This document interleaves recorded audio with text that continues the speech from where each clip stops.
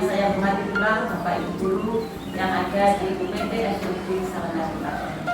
Pada hari ini saya berkesempatan untuk menyampaikan kata saya di hadapan panjenengan. Jadi nanti sifatnya itu diskusi nih Bapak Ibu. Assalamualaikum warahmatullahi wabarakatuh.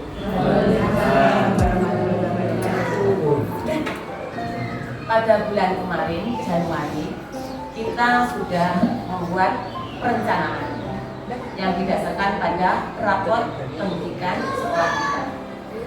Dan untuk langkah selanjutnya itu adalah tahap persiapan. Di sini nanti saya akan berdiskusi dengan Bapak Ibu untuk mempersiapkan ya, apa saja kinerja dari panjenengan. Jadi tema kita hari ini adalah diskusi persiapan observasi kinerja guru.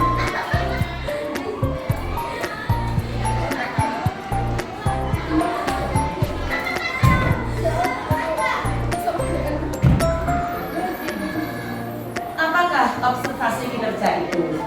Kalau Bapak Ibu mencermati ada kata yang saya buat kata besar, kata observasi dan kata kinerja. Mungkin dari Bapak Ibu sudah sering mendengar kata observasi. Apakah artinya itu?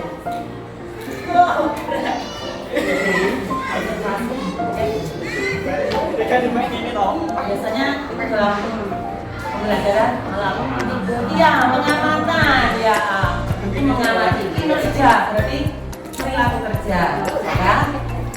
Jadi apakah observasi kinerja itu?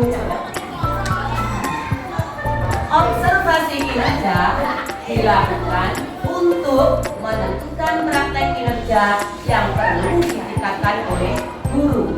Karena kemarin berdasarkan rapor pendidikan kita ya, itu ada beberapa indikator. Ada A1 itu tentang apa? Literasi. A2 tentang numerasi. A3 tentang karakter. D1 tentang kualitas pembelajaran. Nah ini masalah di guru itu pada D1, kualitas pembelajaran. Dan kemarin sudah saya sampaikan di kualitas pembelajaran khususnya pada metode pembelajaran. Kalau untuk kepala sekolah itu pada D3, kepemimpinan instruksional. Nah, jadi hari ini kita akan diskusi tentang ini persiapan.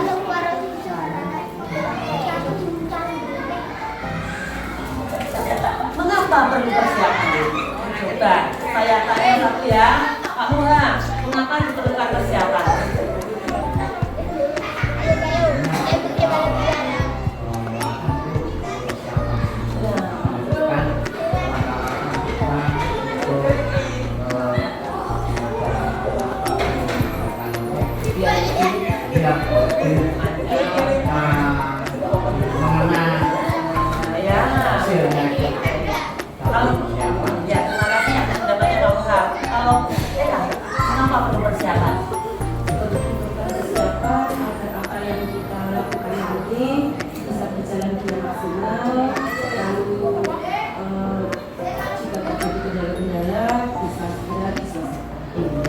Terima kasih atas pendapatnya Bapak Ibu. Ya, memang itu perlu persiapan. Karena observasi ini membantu guru dan kepala sekolah untuk mengevaluasi dan merefleksikan proses pembelajaran di kelas, sehingga pengelolaan kinerja guru dapat menjadi lebih relevan dan berdampak positif terhadap peningkatan kualitas pembelajaran. Kalau mencermati kalimat tersebut, ada kata yang saya cetak miring bersatu garis. Mengevaluasi itu berbeda dengan asesmen dan berbeda juga dengan menilai. Karena dalam mengevaluasi itu nanti ya akan ditemukan kelemahan atau kekurangan maupun kekuatan atau kelebihan dari proses pembelajaran panjenengan. Kemudian ini sebagai refleksi panjenengan. sehingga akan berdampak positif terhadap peningkatan kualitas pembelajaran yang dengan laksanakan. Nah ini nanti dampaknya ke siswa. Nah itulah salah satu prinsip dari kurikulum Merdeka, harus berorientasi pada siswa. Jadi di sini harus bisa membedakan, mengevaluasi berbeda dengan menilai.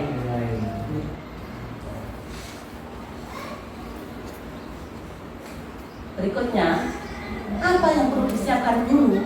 Nah, itu sudah saya tampilkan ada 4. Berarti kalau dibacakan apa yang perlu disiapkan guru yang nomor 1. Apa yang perlu disiapkan guru nomor 1, fokus perilaku. Rubrik atau perilaku yang dianjurkan dan perilaku yang dihindari. Jadi yang pertama itu fokus perilaku. Di dalam fokus perilaku itu ada rubrik. Rubrik itu ada yang dianjurkan perilakunya dan ada yang dihindari. Untuk Bulan membacakan nomor 2. Upaya mempelajari, upaya konkret yang akan dilakukan guru untuk mencapai target perilaku yang dipilih. Kemudian untuk yang nomor 3. Yang kedua perlu disiapkan guru yaitu membuat kesepakatan dengan Ya, jadwal observasi ya. Juga ini yang nomor 4. APP atau Iya, jadi unggah dokumen itu nanti ya berupa APP boleh, modul ajar juga boleh. Nah, 4 hal yang perlu disiapkan guru ini sebenarnya sudah terdapat dalam suatu format. Nah ini bingung, format apa ya?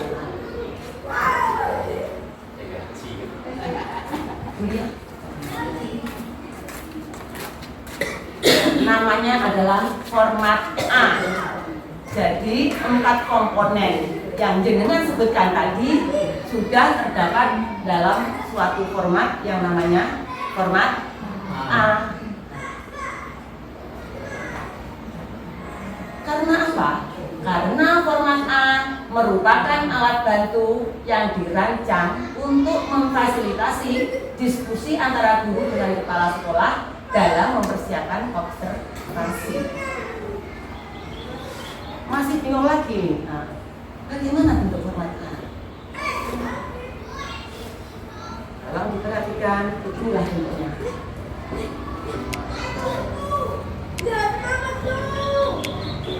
Jadi di situ ada garis pertama nama guru, jadi nanti nama jenengan, terus nama kepala sekolah sebagai observer, pejabat penilai kerjaan jenengan itu kepala sekolah ya. Periode Januari Juni 2024. Tempat, nah tempatnya bersama nggak masalah karena memang kita itu mendiskusikan seperti di ruang guru ini ya. Hari tanggal juga sama nggak apa-apa, memang kita diskusi persiapan itu di sini dan hari ini. Waktunya kita gunakan setelah kegiatan pembelajaran selesai, jadi tidak mengganggu anak-anak yang belajar. Itu yang tulis. Untuk yang kolom pertama, rencana hasil kerja. Rencana hasil kerja itu sesuai dengan RHK Panjenengan Bapak Ibu pada waktu merumuskan perencanaan. Kalau yang kedua itu ada fokus perilaku. Kalau sudah ditulis di fokus perilakunya apa, upaya mempelajari jenengan itu bagaimana? Terus berikutnya adalah rencana observasi kinerja. Berarti dalam rencana observasi nanti panjenengan itu kelas berapa, pelajarannya apa, hari tanggalnya ya, terus waktunya jam pertama atau setelah istirahat, perangkat ajarnya bisa RPP, bisa juga modul ajar. Catatan yang lain itu disarankan untuk mempelajari rubrik fokus perilaku. Mungkin di sini masih bingung kalau seperti itu. Nanti kalau misi yang ini gimana Bu? Kalau pengalaman saya itu karena dulu ya guru SD ya, nah sekarang juga kepala sekolah SD. Jadi kalau hanya gambaran itu bingung, akhirnya mesti ada contoh. Jangan khawatir, di sini saya juga akan menampilkan contohnya untuk format A seperti ini ya. Ini yang saya ambil contoh Ibu Siti Kolimah ya. Tolong dicermati bagian-bagian mana yang perlu ditanyakan.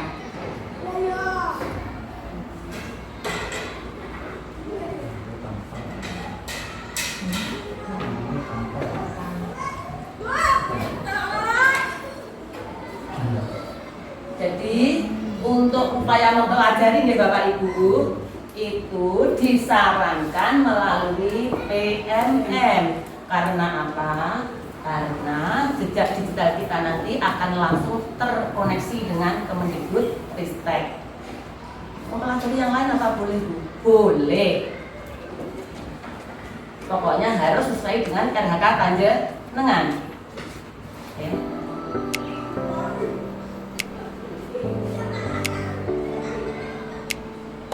Ini saya tampilkan format apa nggih? Kalau kecil, format apa tadi? Format A. Iya, format A. Nah, ada tujuannya. Satu, dalam tahap persiapan menggunakan format A.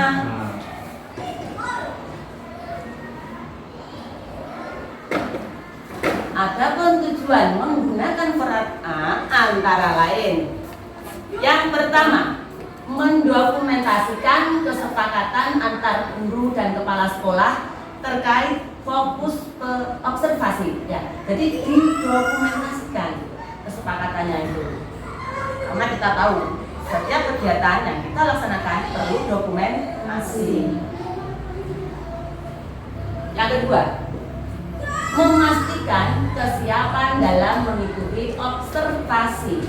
Kalau tadi kita sudah paparkan format A, di situ ada jadwal. Berarti, ya, Bapak Ibu, saya siap diobservasi hari ini, tanggal ini, jam ini.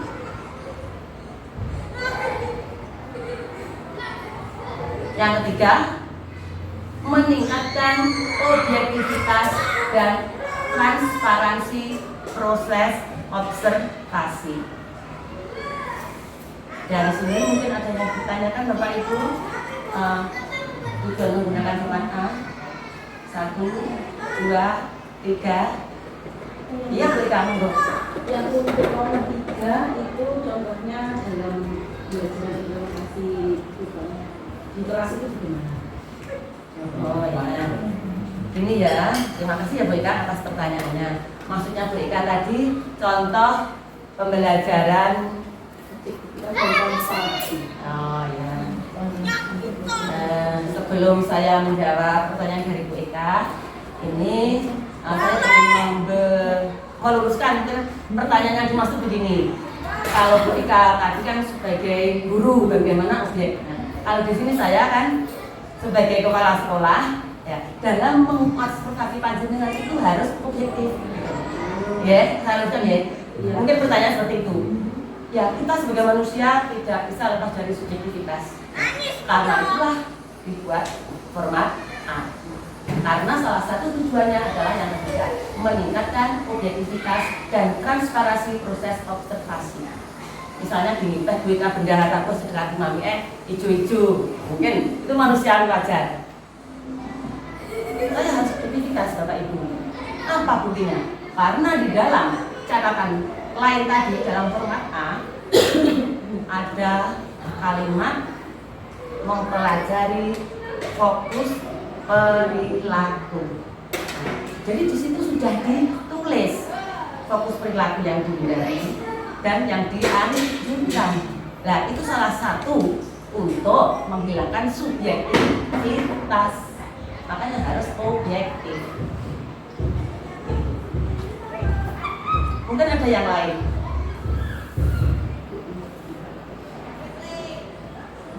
Tidak ada? Nah, saya lanjutkan.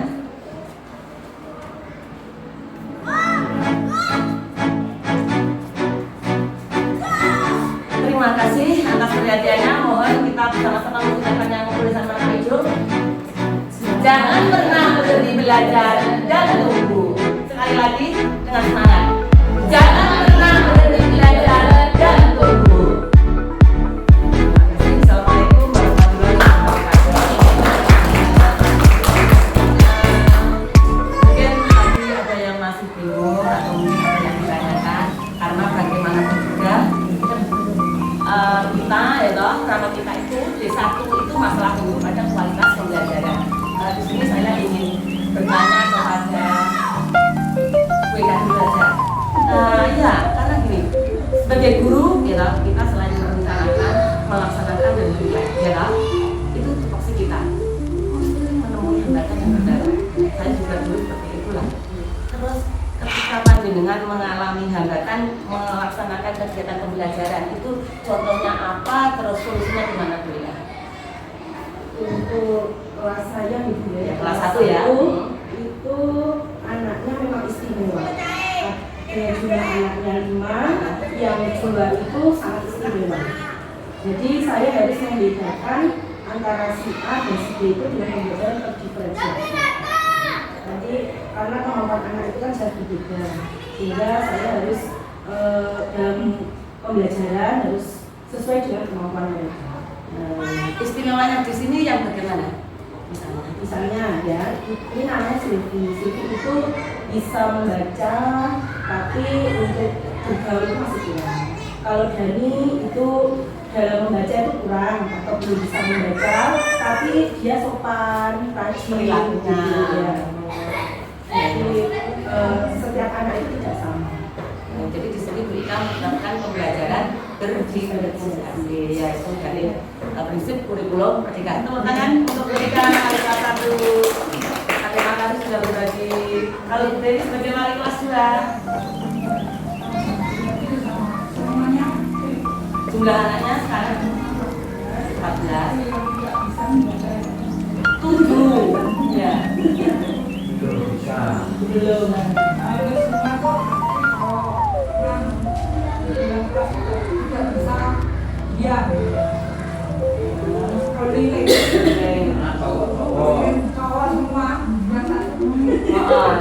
Satu saja merupanya ya.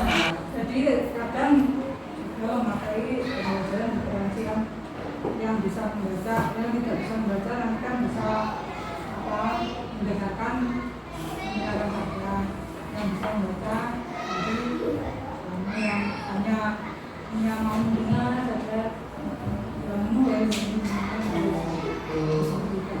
Ketika panjenengan melaksanakan pembelajaran menggunakan media yang menarik, anak-anaknya kan aktif, yang menarik tidak jalan terus ya. harus menarik. Ya, karena kelas bawah itu masih senang bermain gitu. Jadi pembelajaran yang menyenangkan dan bermakna. Untuk itu kurikulum ketika tepuk tangan untuk dari untuk kelas 3 ini saya lewati karena usulnya berat dan ini masih tahap belajar. Kelas 4 ini Bu Gati, wali kelas 4 bagaimana Bu Gati? Jumlah muridnya berapa? 8. Yang belum bisa membaca 1 ya. Terus telepon jenengan nanti mengatasi itu. Dibimbing khusus. Belajar membaca dan menulis. Terus ketika membimbing khusus itu untuk anak-anak yang lain gimana? Tetap belajar Belajar. ada tugas itu. Ya. Oh iya, terima kasih untuk Bu Gati. Kelas 5 ini bulan. Kelas 5 itu super istimewa. Istimewa. Kalau super, kalau ada kata supernya itu maksudnya gimana? Super gitu. Menurut saya ada 3 anak itu ilmunya itu juga memiliki sifat dan penanganan Karakteristik yang berbeda. Saya juga mengatakan diferensi. Ya kalau Indonesia itu sebenarnya lambat, tapi pas benar. Kalau April Cepat. pas sekali, tapi pasti salah. Agak ceroboh.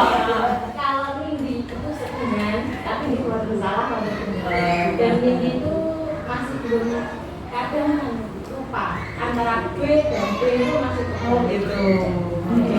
Itu unik ya memang. Terima kasih untuk pendapatnya Bu Bulan. Sekarang ini yang kelas tinggi sendiri nih Pak Muha. Bagaimana pembelajarannya dengan laksanakan pesan-pesannya? Alhamdulillah ya anak hari ini dapat melaksanakan PSBK. Alhamdulillah anak semangat, mereka jadi semangat untuk melaksanakan PSBK itu meneliti tidak seperti itu, berarti kayak kemarin itu kalau memegang HP seperti itu maunya bulanan kok yang lain yang bulanan. Ini tadi setelah kemudian kita kumpulkan, saya berikan HP-nya karena anak kelas 6 itu ya sudah pandai sembarang. Jadi kalau kita tetap memantau penggunaan HP seperti itu. Kemudian ya kendalanya kalau kelas 6 sebelumnya itu ya hanya ada satu bulanan itu yang sore tidak masuk itu. Nah itu ada makanya orang tuanya sendiri kadang-kadang bingung sampai sekolah orang tua sekolahan. Saya juga bingung, tapi akhirnya ini dimasukkan ke pondok, insya Allah sudah didaftarkan ke pondok dan sudah diterima. Ini sudah masuk ke pondok. Untuk novel, karena novel itu ibunya rumahnya semandi, di sini ikut baik, ya seperti itu. Bersama, kemudian ya pamit sekolah tapi juga tidak. Lalu saya masuk, tapi alhamdulillah sudah ada prestasi dulu. Dan anak-anak ini lebih semangat, lebih semangat lagi untuk melaksanakan ujian sampai selesai. Itu yang hari ini Pak, ini yang terkait dengan pembelajaran yang kita laksanakan sehari-hari. Itu bagaimana, mungkin ada kendala atau tidak? Kalau kendalanya insya Allah ya tetap ada.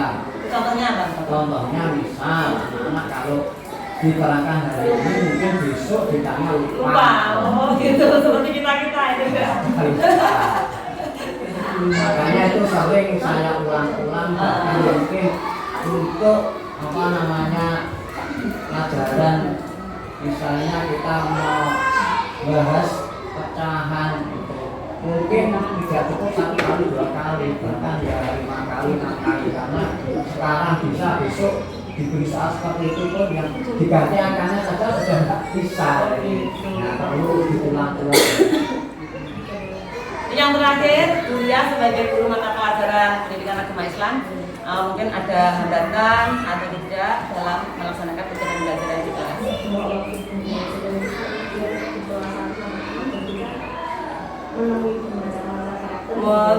Yang kelas bawah saja.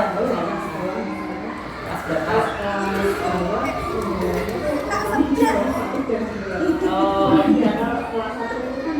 Ada yang luas seperti ini terus kalau kelas itu terlalu aktif kalau jadi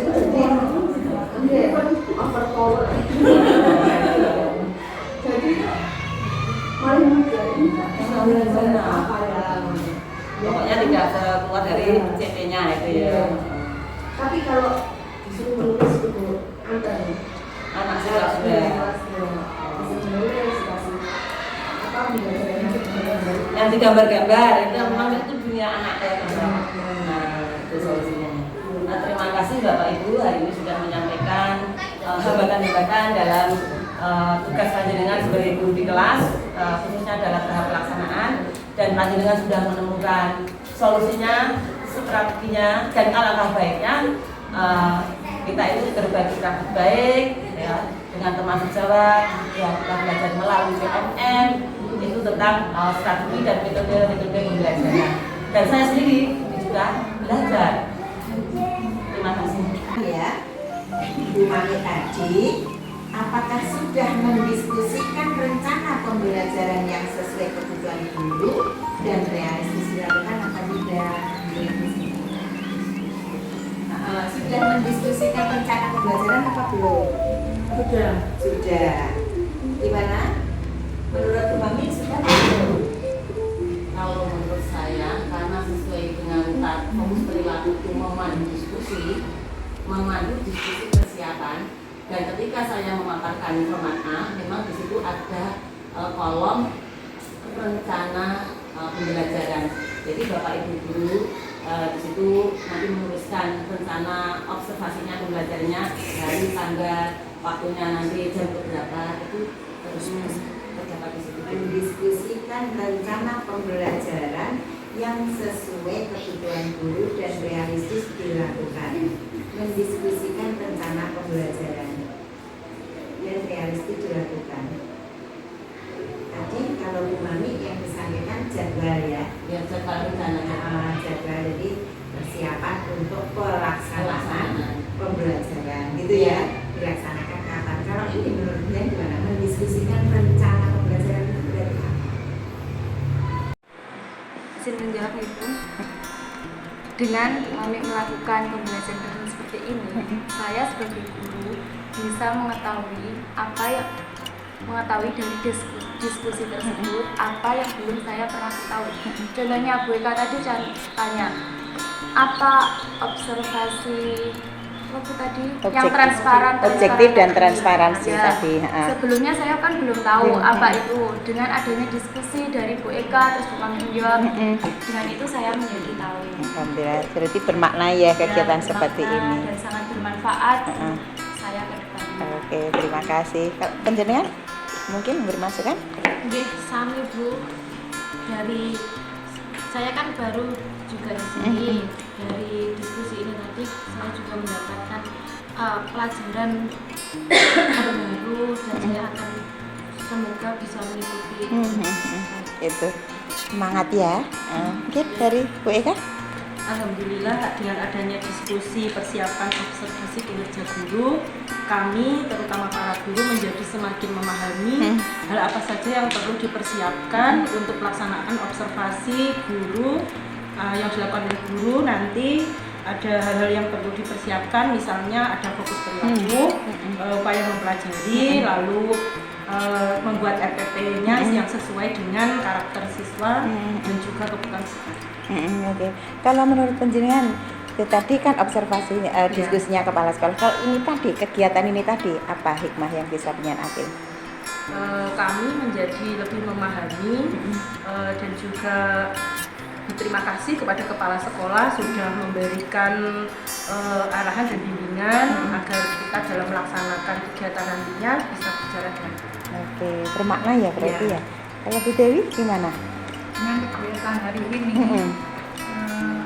saya pribadi bisa mengerti tentang observasi tentang kinerja dari kepala sekolah maupun guru. Dan kalau bisa nanti kepala sekolah dan guru juga bikin penilaian seperti terbuka gitu, transparan gitu ya. Jadi semuanya tahu, oh dilakukan efektif itu begini, terus buktinya mana gitu ya.